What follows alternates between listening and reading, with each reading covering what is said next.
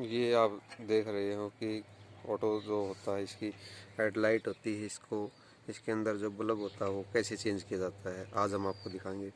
सबसे पहले जो इसका ऊपर का कवर है इसको निकालते हैं। मैंने इसके पेज ऑलरेडी पहले ही खोल लिए हैं, तो अब आप देखो ये निकल गया है।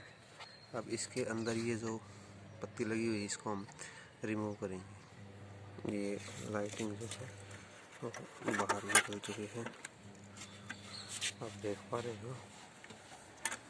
इसके अंदर जो है ये लगा हुआ है, ठीक है जी। ये इसका लॉक होता है,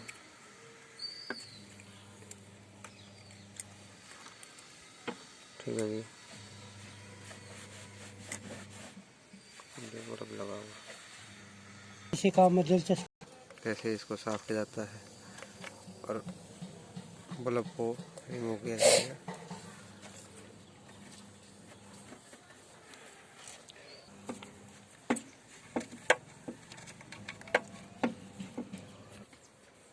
बल्ब को हमने निकाल लिया है। बंद ना कराओ फुफ्फा।